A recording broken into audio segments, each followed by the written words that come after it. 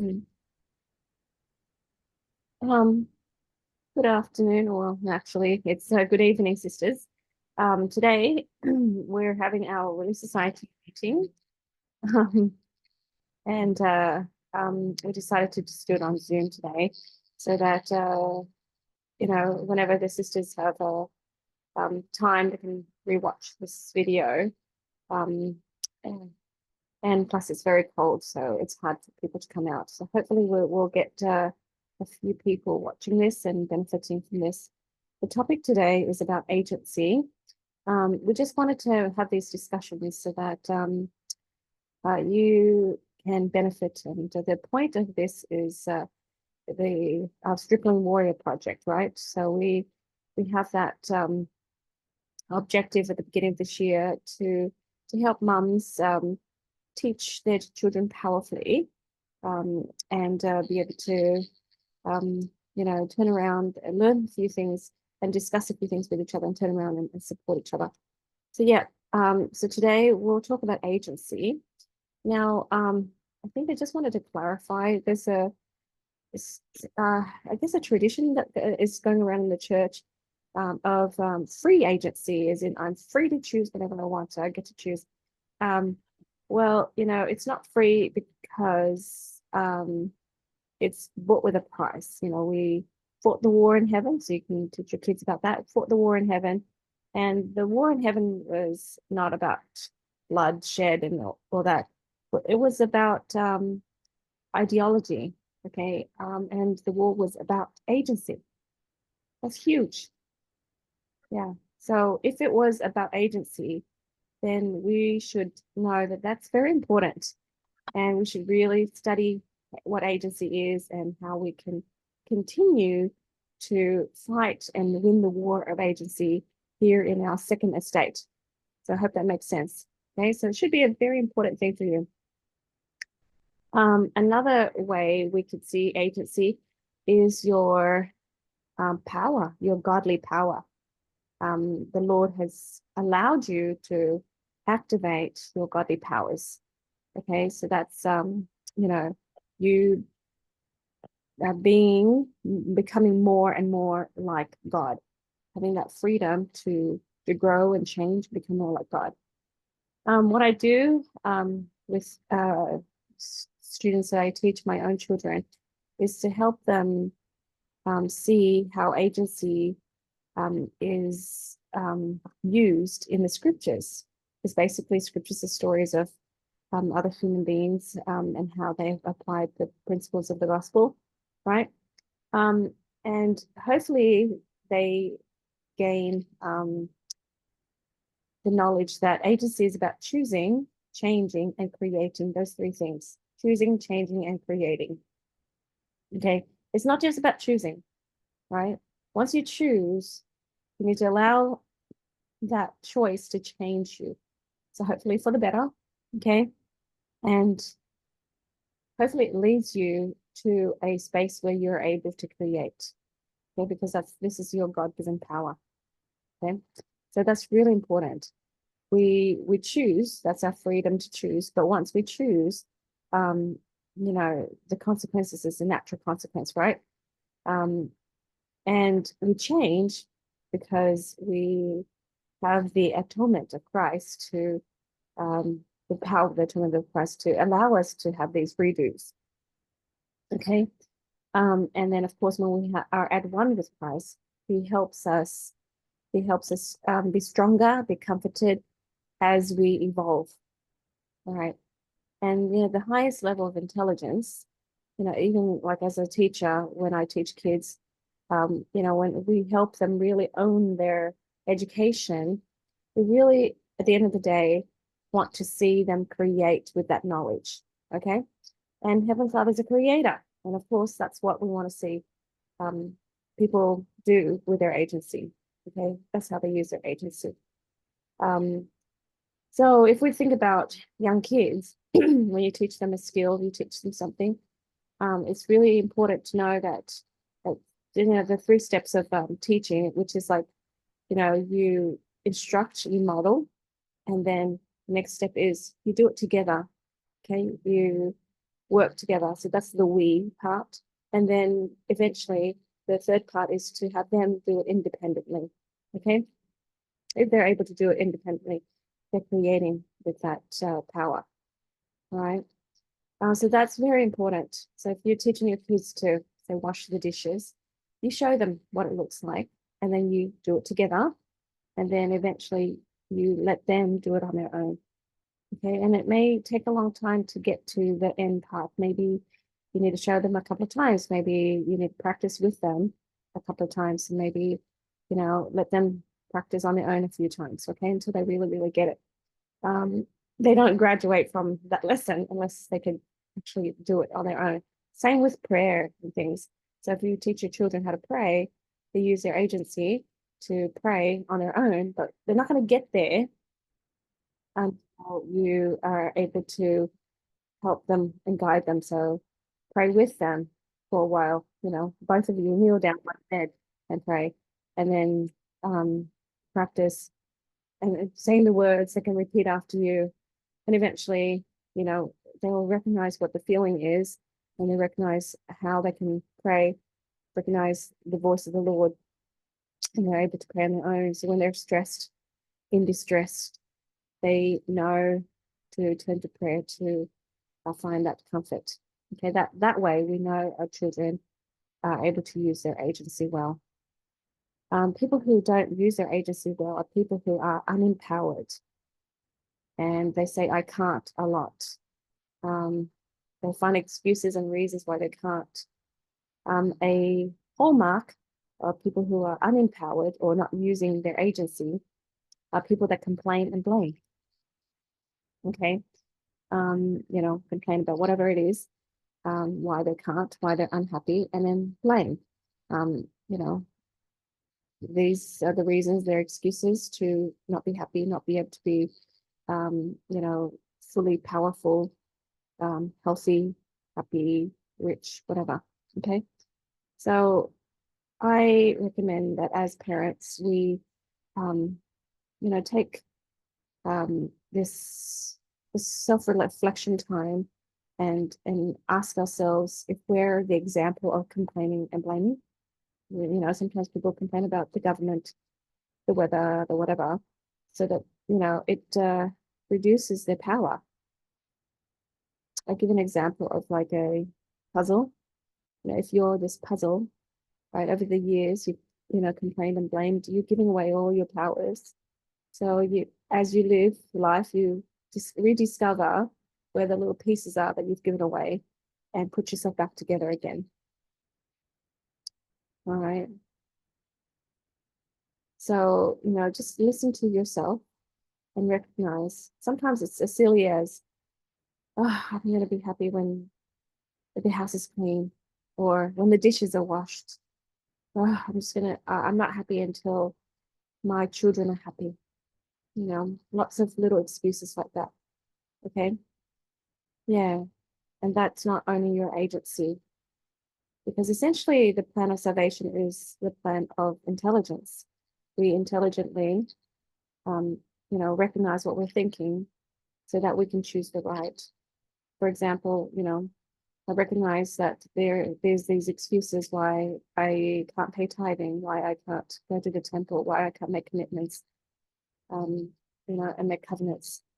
Okay, so those are excuses, but can you imagine, when we are at the judgment seat and then we make those excuses and we haven't become who we wanted to become? It's going to be sad, because really we could have. And as a family and as a unit, as a community, I think we can remind each other, you can. Let's find a way. So one of the sayings that we have in our home is everything is solvable. And let's figure that one out. Okay. A sign of somebody that owns their agency well is they take full accountability. So even if their family, generational things, whatever it is that's happening, they can say, you know what, the buck stops at me. I will make a change for me and my family. I took full responsibility for XYZ. All right. Yeah, I'll change that. And it may take you a while to practice, but once you own your power and you're accountable, you become more powerful. You can use scripture stories, or you can show that there are prophets that chooses to change, chooses to create.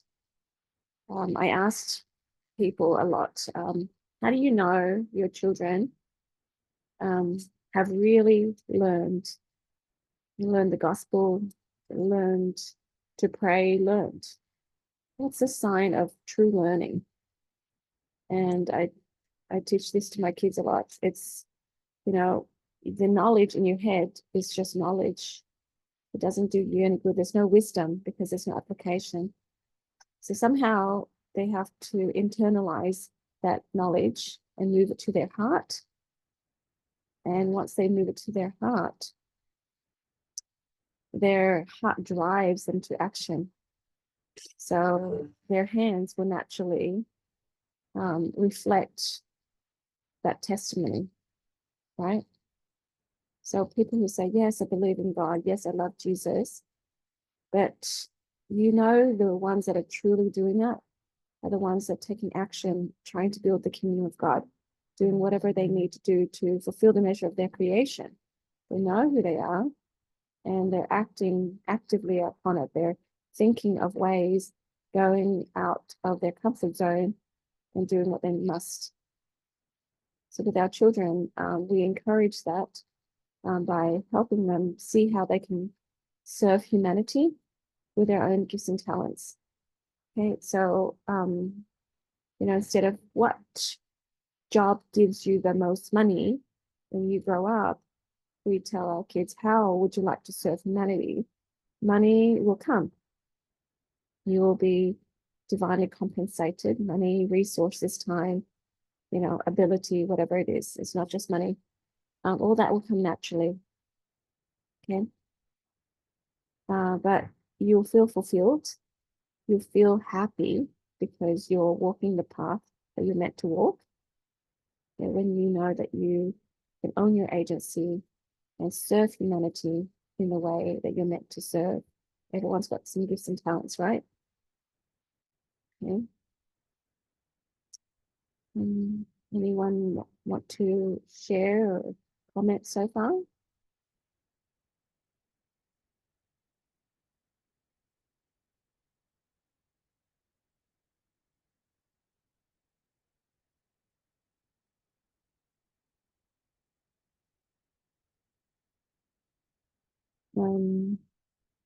Another sign. Go ahead. Did you? Yep. I guess I missed the part when you talked about empowered, like kids that don't act upon what they know. It's because they're empowered. Can you elaborate a little bit more? Oh, I because think they haven't moved that information from their head to their heart. And how do we help them do that? They need to choose to do that. They can. We can say, how do you feel about that? Yeah. Allow them to ponder that. So when you teach a principle, you say, what does your heart say? Does that feel right to you? Does that make sense to you? They have a heart instinct. They have a gut feeling. I actually talked to a lady this week about that because people overthink and think in their heads. And I said, when you overthink, it's kind of like coming up to a door. And before you enter the room, you need to stand there and decide what is in that room before you even walk in. And I'm like, that's impossible, because you haven't been in yet. How do you know all of what's going to happen or all of what's in there that's available to you? You need to lead, but with your heart. Say, this feels right. I don't know, but I need to go through this, and open the door or walk in a little bit. And then, confirm with your gut, because your gut will feel calm. And then once you step in, then your mind can look around and interpret. Yeah, we can ask questions, that helps them move that, the thinking and the learning to their heart. So I tell my kids, head, heart, hands, a lot.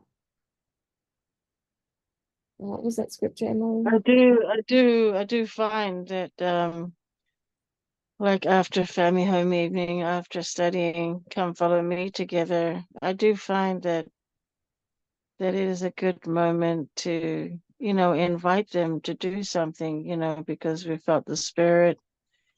Yeah, I guess I should know from my mission, Yeah, we're supposed to, get them to feel the spirit, and then of course do our lesson through our lesson, and then invite them, yeah, because usually when they feel the spirit, they're motivated, yeah, and they want to do the right thing, and it's always uplifting after family. It's just like we got another boost.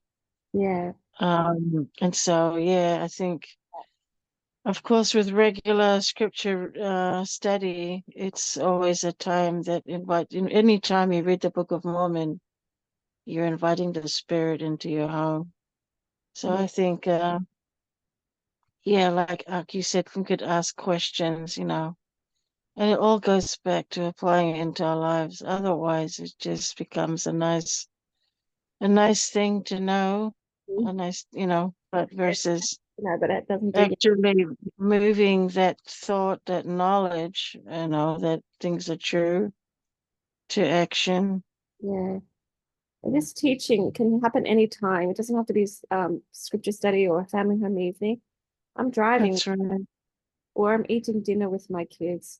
So we're doing things together, and I say, how do you feel about that? Feeling is better than asking, what do you think? Sometimes asking you what you think is fine, but how do you feel about that? That's better. I feel happy about that, or I feel confident about that.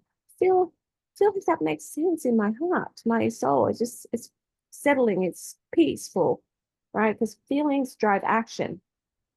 So I ask them to consider their feeling, and when you just have a discussion, and it's not like I'm the parent, I'm teaching, teaching, teaching. When you just have back and forth discussions, and you show respect for your children, they will assume that they have this intelligence, right? That they can, have something valuable to offer you. Yeah. And so they'll talk to you as if they have opinions and things until they really, really do. Yeah. So Emily, she was talking to me about this because she applied the principles, and then she found scriptures that kind of backed it up. Moroni 10:19. Um, I would exhort you, my brethren, my beloved brethren, that you remember that he is the same yesterday, today, forever, and that all these gifts of which I have spoken, which are spiritual, never will be done away, even as long as the world shall stand, only according to the unbelief of men. Okay, that's 19.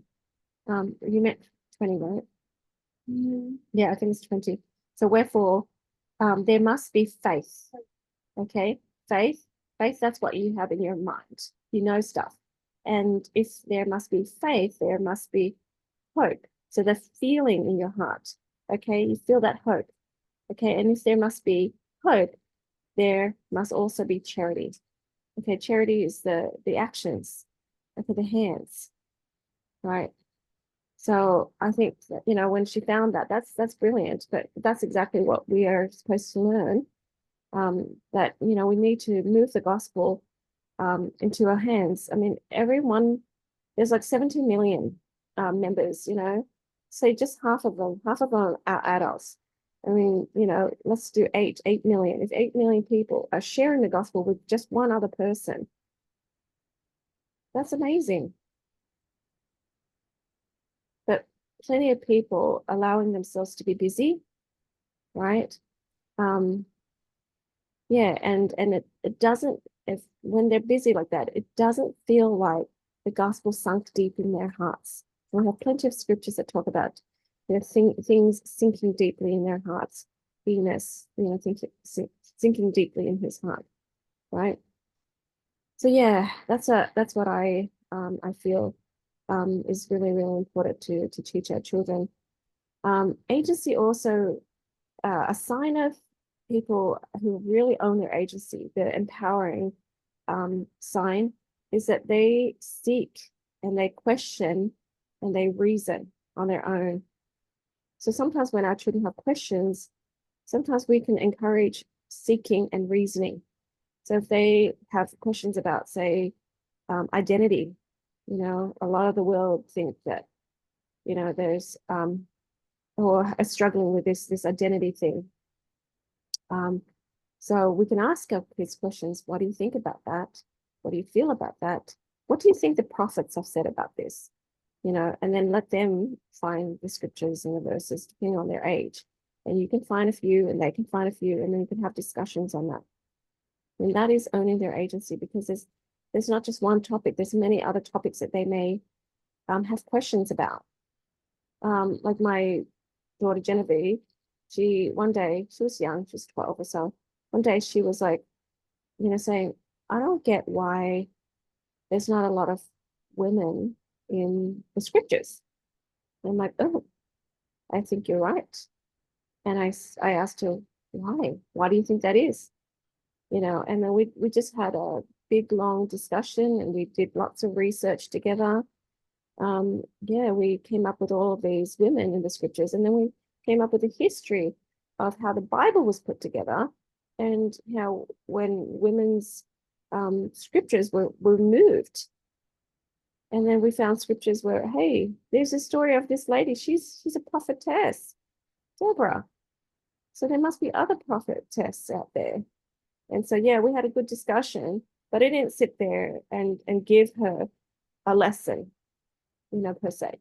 So that's what we want for our children. And, when we ask these probing questions, it really encourages them to own their agency, to start searching and looking and thinking for themselves.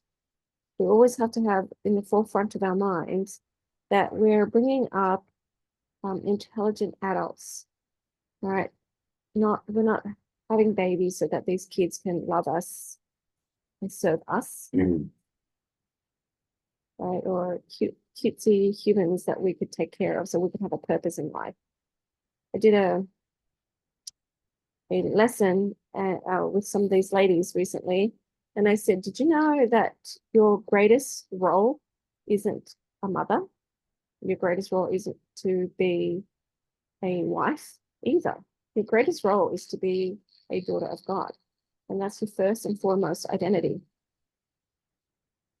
Right? Because some women, once their kids grow up, they lose themselves. They don't know what to do. Their kids feel a little bit upset and angry, actually, because they feel responsible for their mother's happiness, because their mother's whole identity is about them. And if there's the pressure for them to be perfect, to do well, to please mom is too great, right? And then when we hold each other responsible for our happiness, we're not being accountable for our own happiness. And, we invite complaining, we invite blaming. Yeah. So those are hallmarks. So, whenever any of our family members complain or blame, we invite them to think about, hey, are you giving away your power? Blaming, the teachers this way, are you giving away your power, your agency? Another skill So you're saying not taking responsibility for your actions is giving away your power? Yeah, that's right. Because we have a saying in our family, the feelings within you are yours, right? What are emotions? Emotions are chemicals and electrical pulses. The feelings inside of you are yours. You created it with your thoughts and beliefs. Okay? So any situation can happen, and anyone can look at that from many different perspectives. You can say, oh, well, I could see the good in this, and other people might see, oh, there's a bad in that. You choose. The power, the feelings are within you, so you are responsible for your own emotions. You see? Yeah. It's a hard pill to swallow sometimes because, you can say, well, he provoked me, or she did this to me.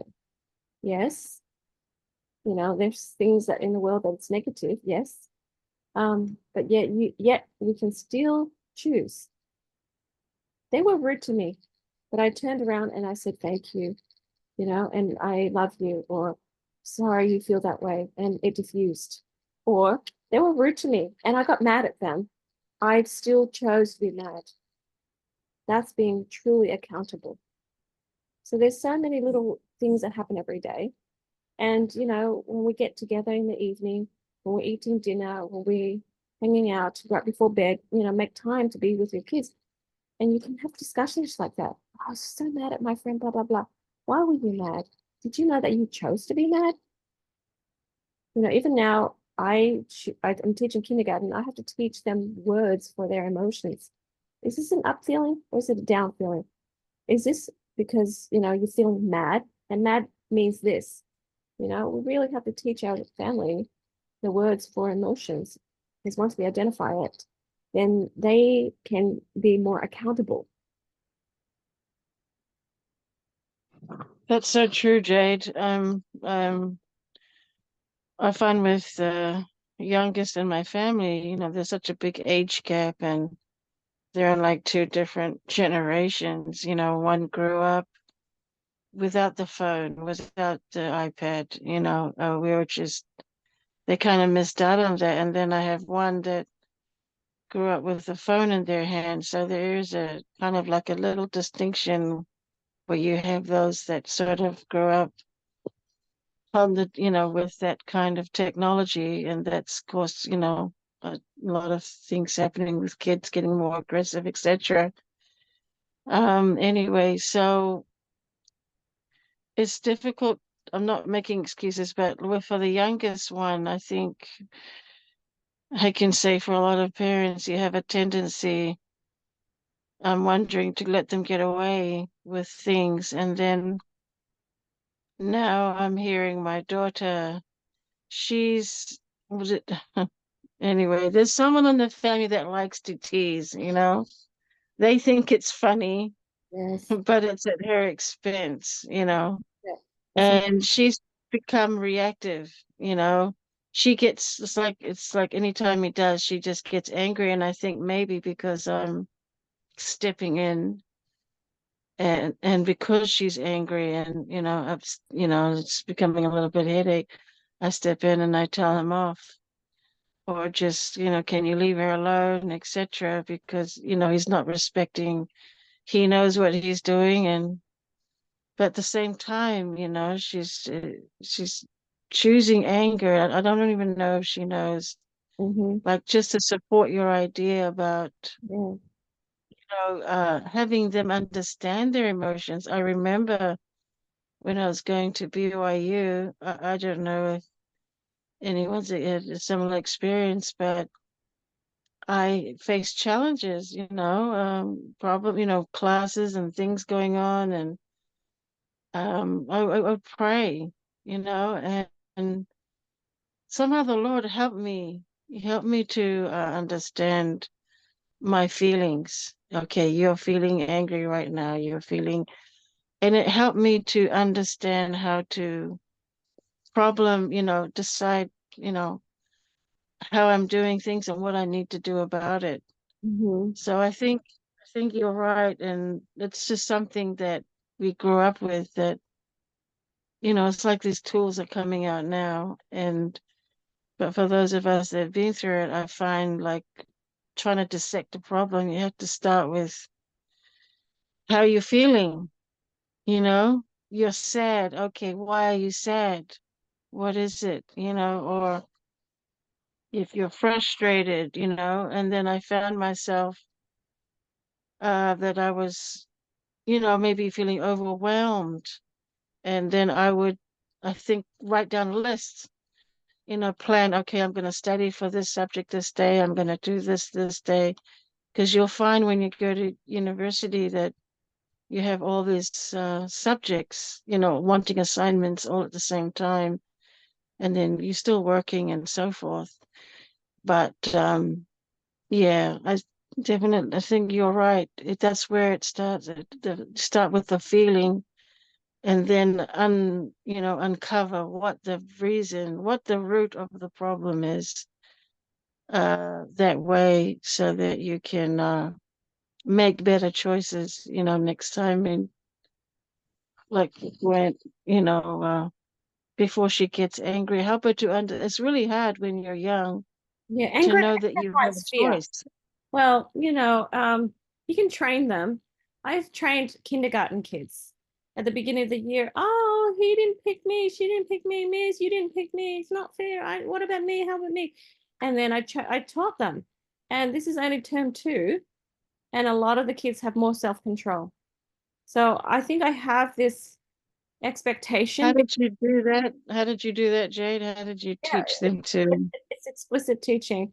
So, in my mind, I see that they're capable children of God because that's where it starts. Most parents teach, but they have so much fear they're infusing on their children. Like they don't trust that the kids can figure this out. They don't trust that the kids have enough intelligence to figure this one out. I have 4-year-olds in my class, right? And I say, oh, you know what? Look around. How many kids are here? Oh, 1, 2, 3, 15 kids in our class besides you. So when Mrs. Bolden asks, people to raise their hands, I'm going to pick one. That means the other 15 people will not be picked. So do we behave like babies and say, oh, not, I didn't get picked. Oh, not fair, blah, blah, blah. Oh, and the kids are like, I don't know. And I say, oh, no, we don't do that. And they're like, oh, okay. That means no, I don't do that. And I shake my head and they shake their head too. And I said, here's a better way of doing that. You know, think to yourself, next time, and everyone, let's do that together next time. Or, and I show them like that. And that's it. And they use their hands and they think it's so funny, like Tourette's kind of thing. And we practice and practice. And then I said, okay, we're playing a game. But guess what? If we lose, because someone has to lose, someone has to win this game because that's how games work. Do we cry?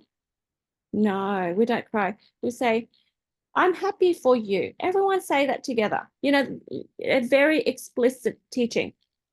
So when you say, oh, how do you feel? I feel angry. And because thoughts and beliefs create feelings, right? So let's be self-aware. We're teaching our children, our families, and people around us to be self-aware. Why do you feel that way? You don't have to say that in front of them or immediately when they're feeling that. But, at a perfect time later on, why do you feel angry? Well, I don't know. Anger hides fear. What is the fear behind this anger? Because he's not respecting me. I fear that he's not respecting me. More, let's dig deeper. And in the end, I don't respect me. And further down, deep, deep, deep inside, I don't know for sure that I'm a child of God, that I'm powerful, because we don't have that connection to God. Okay. And always, Mm. all that conversation, all these conversations that I have with my children when I was little and now as well, it always goes back to do I strongly have a testimony that I'm a powerful, amazing child of God? Because if I do believe that I'm amazing and powerful, they can call me, a baboon, a monkey, whatever, and it doesn't faze me. It doesn't hurt. But when things hurt you and make you angry, they're pushing a button because there's a clue that takes you down to the core of you that tells you, oh, there's a negative truth that you believe about yourself that you need to eliminate. See, that's the change part of agency, right? So with my twins, we've done it like yesterday.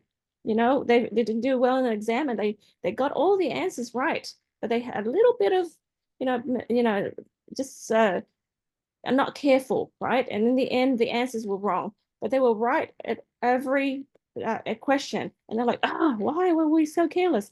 You know, And so we talked about that. And then in the end, it's like, because I'm not confident enough in my God-given powers and abilities and intelligence as a child of God. And so we went back to prayer, went back to affirmations of, I'm an intelligent child of God. I don't make careless mistakes like this all the time. Sometimes I do, but not all the time like this. And then, it's just a switch. I flip the switch, and then that day they finished all their homework, and like, oh, that was a lot easier than they realized. But we just take one thing at a time and see that as one lesson in love, one lesson in love, and the love is loving God and loving ourselves. It always goes back there. Yeah. So we're talking about self-awareness. We're teaching our family to be aware that, hey, blaming, that's giving away your power. You're holding that person responsible for your happiness. But deep down inside, you chose to be unhappy, right?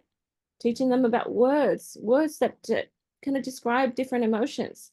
Like anger is one emotion, but really anger hides fear. Jade, like with your thought pattern, and I know that from the oils, um, you're saying you could be saying change the way you talk to yourself, Yeah,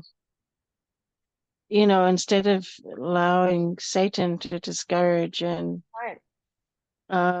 to give you a different the way we talk to ourselves, I don't know, I can't do that, or I'm not, Just you know. self-talk.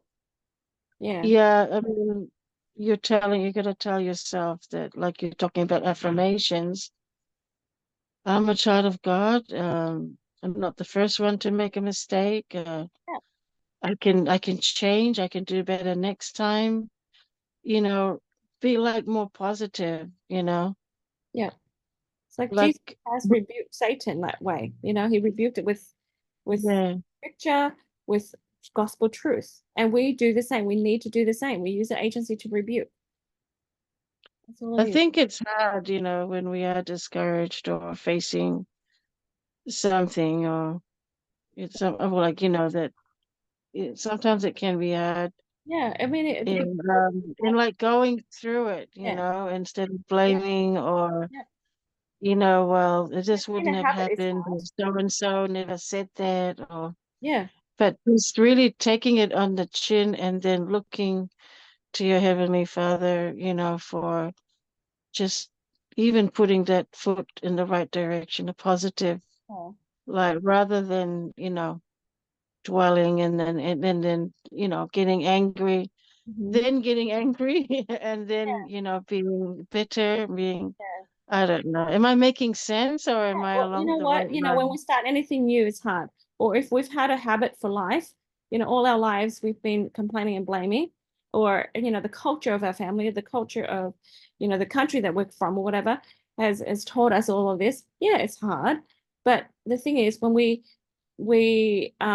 counter it with gospel principles, you know, we say this, we say, hang on, God commanded me to love him, love myself and love others. God commanded me to become more like him. God commanded that we go through these covenant paths. That means it's possible. That means somewhere in my humanity, right, I can do this.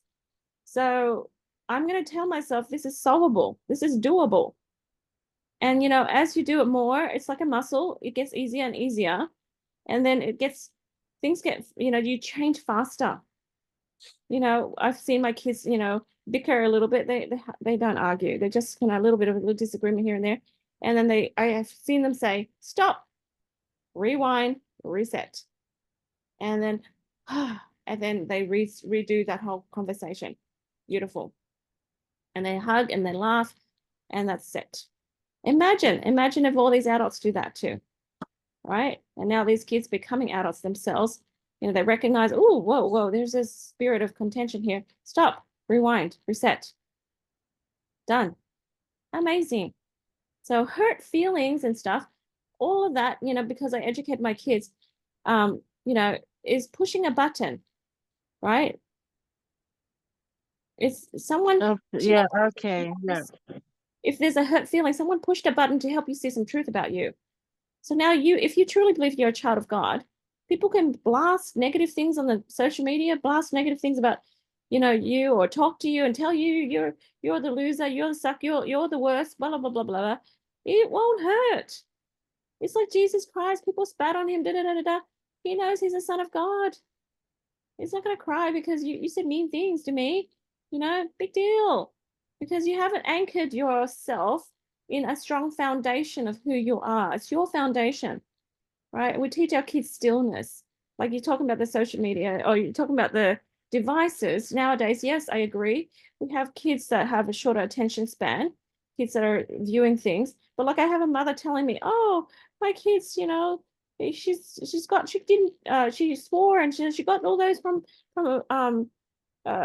it was at YouTube. She said that. And I said, well, you're the mum. Delete YouTube. You know, or oh yeah, my child, like my friend, she's like, I don't know if my kids have the church gospel app. I said, who bought them the phone? I mean, these iPhones are like $1,000 a piece. Who bought them the phone? I did. Oh, and you're the mum. I said, you can check. You have the right. Check, ask. And oh, they're gonna get mad at me. Be mad. You know, why are we afraid of our children? We need to answer only to God, right? And if you feel inspired, I need to do something. I need to say something. And you know what? This device is distracting you from stillness. Let's once you show me that you can, commune with God and have more self-control and be able to regulate your emotions, then we'll reconsider because then you can, be able to discern better when you're on a device. Otherwise, this is harming you. So as a mom, I'm going to protect you from it. You know, you don't have to pay the bills for the phone for them, right? They don't have to have a phone. Like my kids in one summer, they're like, Mom, can you keep this here downstairs? Because, if we take it upstairs, we're going to watch movies, and not go to bed. And it's summertime, I get, they holidays and they can, binge watch something, but they were feeling like, hang on, this is taking over too much of our summer. And they self-regulated. We can point it out saying, oh, honey, you're staying up really late. What can we do to be better than that? And allow them to figure out some solutions. I've had kids go, here, Mom, here's my phone. I never took a phone away and say, no, you can't do this. And, just rules, rules, rules. Teach principles. Yeah. It's been amazing. Yeah. So, we're allowing our children to be self-aware by teaching them what agency is, by teaching them what stillness is, by guiding them as we teach, and, teaching them words for emotions. I don't care how old our children are. If they don't know those words, then we'll start teaching them now. It's better late than never, right? We're always going to be their parent, no matter how old they are. We can guide them continually, right? And we know when they've, graduated from certain lessons, when they're taking actions and they're creating. They're doing something, to create that joy. Some kids said this about me. Okay. So I had a student one time in seminary. He's like, oh, everyone's mean. Everyone's a bully. Everyone's mean. Because he chose to use that word bully. And I think that's a strong word because it has to be someone out after you all the time, continually. But anyways, my kids are like, I'm in the same class. And I heard the kids ask questions about our church. And that's not bullying. They're just curious. I just answer. And I'm like, oh, that's interesting. One person interpreted at using his agency that, oh, that's just, I'm a victim to them. And my children chose a victor perspective and say, hey, they've just been curious, answer them, right? And in the end, that year, that boy changed and he joined with my girls and shared the gospel with friends and invited them to come to church. That's powerful. That's owning your agency. And as parents, you point it out and you say, oh, you are owning your agency. You are activating your agency. You are creating. Well done. You see. Just going along with your point about, rather than give them all these rules, but teach principles. I remember Yeah. one of my kids, I was concerned with the type of music that person was listening to. I mean, it was just a certain taste, and I didn't think it was good. Yeah. But when I looked up in the strength of the youth, because I like to be able to go back to it, and Yeah. I already know, but I just wanted to be able to explain to her, look, this is what it says. It's changed. It's what it said about music is that it didn't say, no, you shouldn't listen to this, like hard rock, you shouldn't listen to, country or whatever. It didn't exactly, it never names the group or whatever of the type of music. It just said, whatever, choose music that will, invite the spirit or will, lead you to do, follow Jesus Christ, do good things. Okay. Does this uplift me? Does it inspire me to live a good, and righteous life? Basically. And I was like, okay. It's great. Um, so I told her, well, yeah, I told my child that I said, you need to ask yourself, is this uplifting? Is this really helping? And I told her, I said, look, I know we don't like this kind of music, but and I reminded her, I said, you know what? We listen to music, and there's still songs that is not good, and you're no exception. You're no special. I have to do that too. There's some music, the words are just teaching the wrong thing, or I have to just change the channel, or if I feel like it's leading me in another direction, influencing me to, music has that power, to take you one way or another. Mm. And what the church is saying, is like, let them choose, let them decide, see that, use that principle to guide their life rather than say, you can't do this and you can't do that. And from that time, this child, she picked up on another kind of music, which was, kind of like the hits that are generally popular and stuff. And so she was listening to that more, and I was like, yeah, okay, yeah, that's all right, that's cool. And then I asked that person, I said, you know, how did that music make you feel compared to the other music that you were into, Mhm. last year? How do you feel? Do you notice the difference? Because the time that she was listening to this kind of music that I didn't agree with, none of my, family agreed with, is, you know, it had an impact on her. She was going through a tough time at that time, and she was listening to this kind of music that Let's, from my judgment, talked about death and yeah, it just does. all these things, and even it's just like noise to me, and I despised it. So I was worried about the messages that the influence that she would. I don't know if she listens to that. Maybe she might listen here and there, but I did look up, and anyway, I'm getting carried away. But yeah, just going along with what you're saying is, we need our kids to be able to think for themselves. And it reminds me just really quickly, when I was on my mission president said that, we would ask, can we do this or can we do that? And then he'd put it back to us, well, how do you feel about it? Mhm. And then we would have to decide, and we're like, oh man, we just want him to just tell us, right? We don't want to have to think about, and sometimes, yeah. Yeah, So he was already, probably ahead of his time, getting us to actually think of it. And a lot of times we're like, yeah, nah, I don't think yeah, and we'll do that, you already know, you like, know? yeah, and you think about Yeah, I mean, we just want the president to as say yes celestial, or whatever. as celestial kingdom citizens, you can't say, "Oh, what do I do? Should I build a world? I don't know. Someone tell me what to do." That's ridiculous. It's like Heavenly Father's like, should I help? Should I, put Adam down to earth? Should I make an Eve for him? I don't know. Someone tell me. It's kind of ridiculous.